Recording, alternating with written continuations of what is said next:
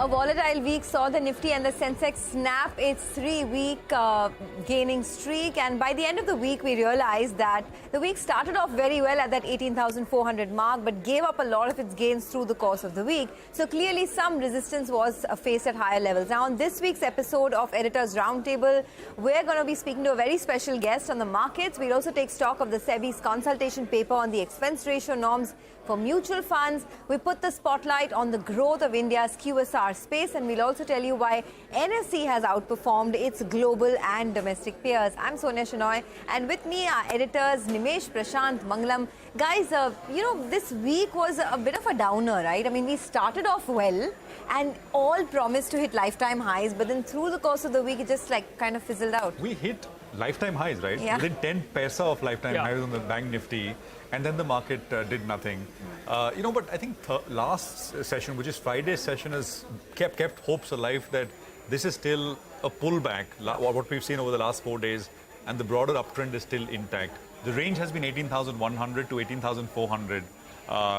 So it's neither here nor there. We're still kind of hoping that the market comes back. What's helping the bulls is the fact that the FIs are still net buyers. And I explained last week as well, till the time the FIs are net buyers, you'll see the outperformance of mid-cap and small caps. And that's where the investors are quite happy. A lot of stocks in the mid-cap and small cap, even this week, very, very range-bound market has outperformed and have done well. So looks like the momentum in the mid-cap and small cap continues. The FI buying continues. The fact that, we were on the one side of everybody trying to be on the long, I guess we just cleaned out some of those, daily traders this week. So that's a good healthy sign, I believe, this whole correction. And, another thing that really stood out for me this week was that large cap earnings were quite good. Yeah. Whether it was SBI, ITC, you had Bata. At the start of the week, there was Bharti Airtel. Despite all the, challenging data points, the challenging environment, Bharti Airtel was not bad. So in that context, even in the fag end of the earnings season, we had pretty decent earnings. Yeah, but if you just look at the Nifty point to point, you would say, yes, it snapped a 3-week winning streak, etc. But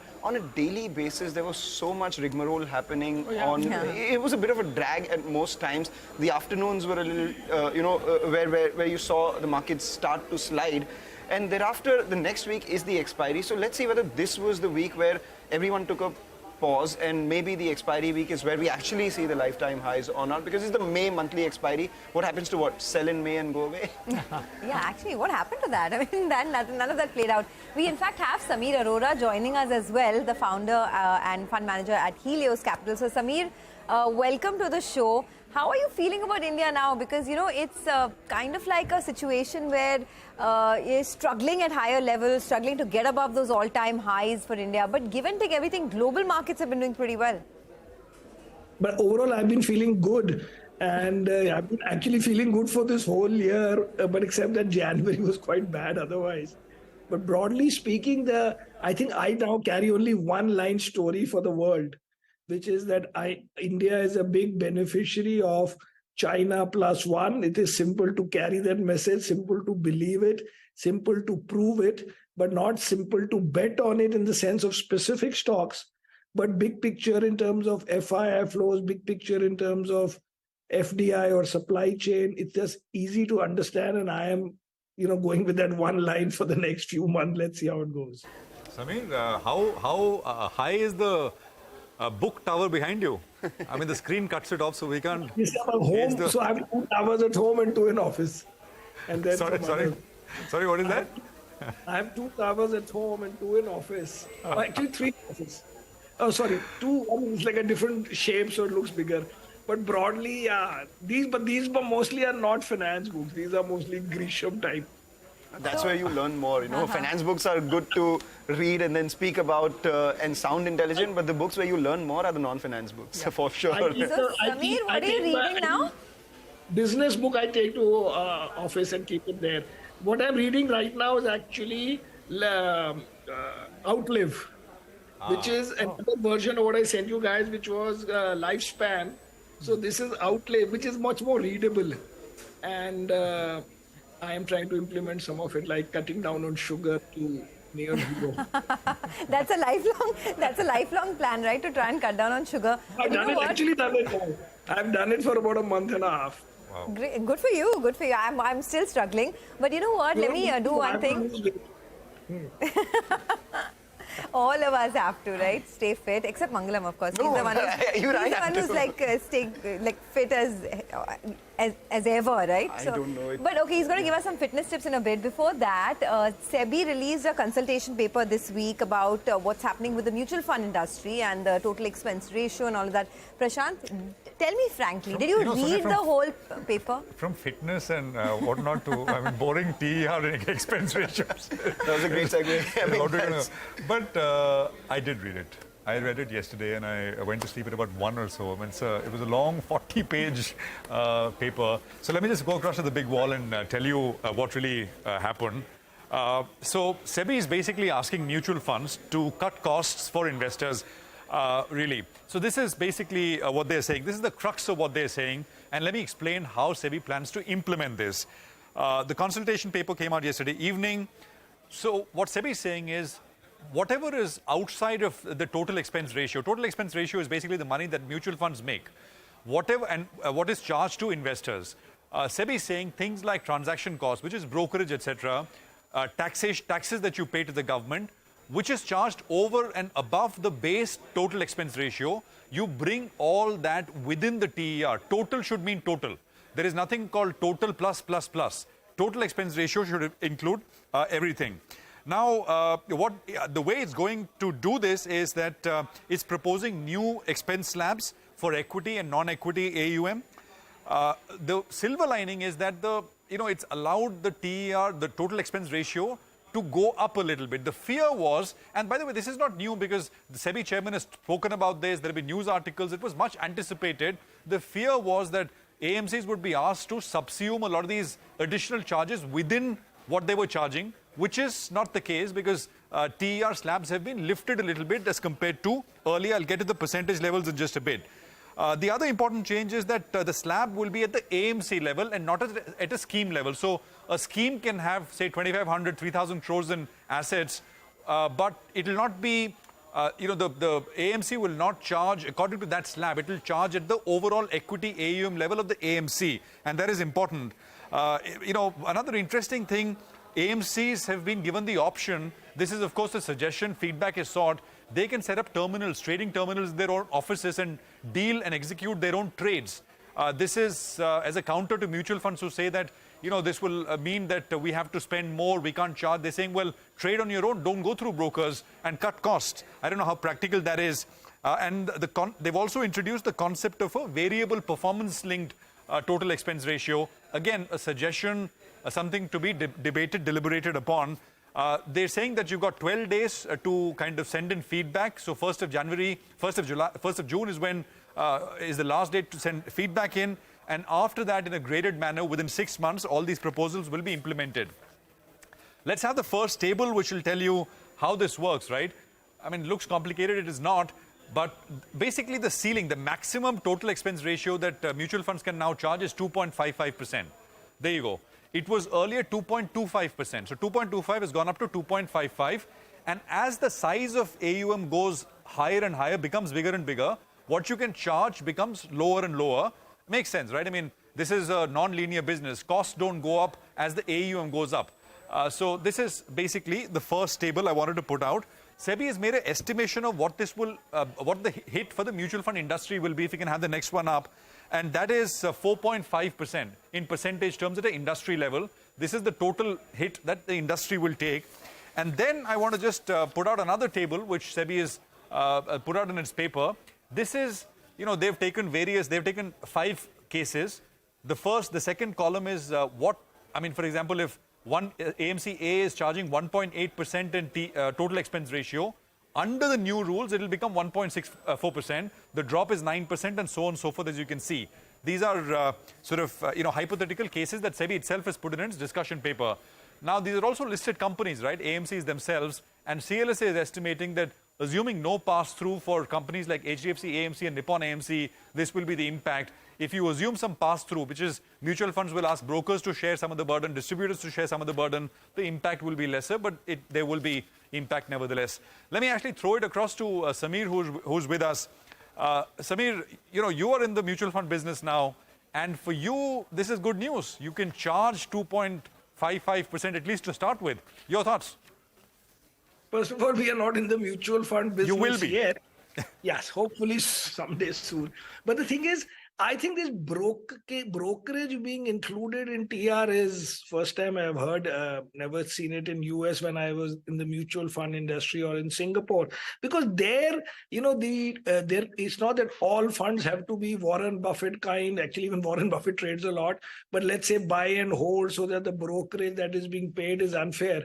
It might have been better to say that the brokerage per broker cannot be more than X basis points, maybe 6 basis points or something.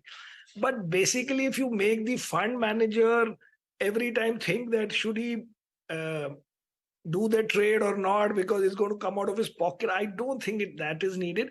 Plus, I don't know, I've never been a broker, but I don't think it is so straightforward for fund managers to set up brokerages, bringing another set of organizational issues and risk issues and whatever else that brokers actually protect us from also in some sense. It might have been just better to where whatever was bugging the regulator in terms of brokers either being paid too much brokerage in absolute or as percentage, all those could have been done, I think, without saying that the brokerage has to be included, because this definitely discourages many kinds of funds. And actually, one advantage of a mutual fund was that you could, in theory, do as much trading as you want and still have the tax benefit. So it's not that everybody has to be buy and forget kind of this thing. Mm-hmm. Other than that, we are actually benefited a little bit as in any new guys, because now the TER is at a firm level, and therefore these old guys, their starting points will be lower, so making them less attractive for distributors, maybe, who knows. Right. Sameer, just on this itself, I guess one way to also look at it is that it is bringing more transparency to the investor, and as a result of which more people would enter the markets, more people would perhaps, increase their investment allocations, etc., through mutual funds. Is there a case to be made on this? Well, I don't agree with that, actually, because I was asking some of these guys when we were thinking of how to approach the market whenever they get approval, that why do people go through distributors when you have a clear nearly a 1% or that range of difference between the direct class, and that transparency, everybody can see that there is a 1% difference. That doesn't need any small print, and still 85% of people choose the distributor, which means this transparency that here that you're paying 1% more per annum for life, more or less. Still people choose that. So these small things, that whether this 5, 7, 10, 15, whatever basis points brokerage was taken by the fund or by the that, I don't think anybody's looking at it. I'm also an investor more than just being a fund manager. I don't think anybody sees what was the fee. They just look at net performance and go with that. Absolutely. Okay, Sameer, there's another thing that we wanted to discuss, which is what happened with NSE, the National Stock Exchange. The performance came through in the week gone by, and it's done better than most of its peers. So Nimesh has put together some data for us. Nimesh, over to you. So now, better is maybe an understatement, because they've done a blockbuster set of numbers. I'll just go to the wall and explain why I'm putting a spotlight on NSE. Though it's not listed yet, but a lot of investors are hoping that NSE will list very, very soon, and that's the hope for a lot of investors. But apart from the listing, let me put out the fact that what reporting numbers they've done for FY23. Let me first put out the Q4 numbers, which they reported earlier this week. The operating revenues were up 30% to almost 3,450 crores. The EBITDA grew by almost 25% to 2,500 crores, and the EBITDA margin was close to 74%. That was Q4. But look at FY23, the full year of NSE. In FY23, they've reported a revenue of 11,850 crores, which is a jump of 43%. On a YOY basis. The EBITDA grew by almost 42% to 9,300 crores, and the EBITDA margin was 78% in FY23. It reported an EPS of rupees 148 rupees per share. So that's the FY23 number for you. I just want to put into perspective what this means and what NSE is doing. It's the only major exchange in the world which has reported a growth of 35% both in revenue and in profit for the last 5 years. So it's been a consistent performer for the last 5 years. Now, I just wanted to put what it means in terms of perspective.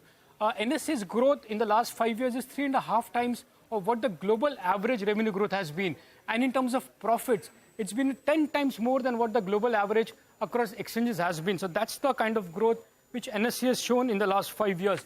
Now, there are a few large global exchanges as well who've done really well and reported double-digit growth in revenue and profit. That includes names like London Stock Exchange, Euronext, and Deutsche. These are a few names who've reported double-digit growth. Now, in terms of valuations of NSE, in the unlisted market, the shares of NSE are quoting between 3,000 to 3,200 rupees, which means it's commanding a market cap of close to 1.5 lakh crore, between 1.5 to 1.6 lakh crore. On an FY23 earnings of 148, it is quoting between 20 to 21 times trailing FY23 EPS. Now, let me put this earnings into perspective of what the globally exchanges are trading and where NSE is trading. Look at the CME group. That's trading at a 24 times trailing price to earnings, whereas the 5-year growth is just 6%, and the profit growth is minus 8% for CME. Even if you look at the London Stock Exchange, it's trading at 60 times for a growth of 30% revenue on 5 years and 20% profit growth in 5 years. Hong Kong Stock Exchange is quoting at 36 times for a growth of just 7.5% in the last 5 years and a profit growth of just 6.5%. The average, if you look at the global averages, it's close to 27 times for a 5-year CAGR growth of 10% and a profit growth of just 4%. Vis-a-vis, NSE is trading at 21, 22 times. This is the global picture. Now, even if you look at NSE versus the Indian peers, the 4 listed exchanges, BSE is trading at 33 times for a 5-year CAGR growth of just 10%, and they've done a negative profit growth. In terms of MCX, that's quoting at 48 times for a growth of 5.5% and 2.5%, and IEX is trading at 46 times for a 5-year revenue growth of 14% and a profit growth of 21%. NSE is still trading at 21 times. So that's the whole idea. NSE for the last 5 years has seen massive growth, but still it is trading at just 21 times, trailing earnings. Again, the point is, while it's unlisted, a lot of investors are hoping that NSE will list very soon, and that could be a big trigger for a lot of investors who are holding on to NSE for a very long time. Okay, Nimesh, thanks a lot for that. So big moves coming in terms of earnings for NSE. Let's do one thing. Let's take a short commercial break. On the other side, we'll also talk about the QSR space and how those companies have performed in Q4. Have they lost steam or have they picked up? We'll find out more on the other side. Stay with us.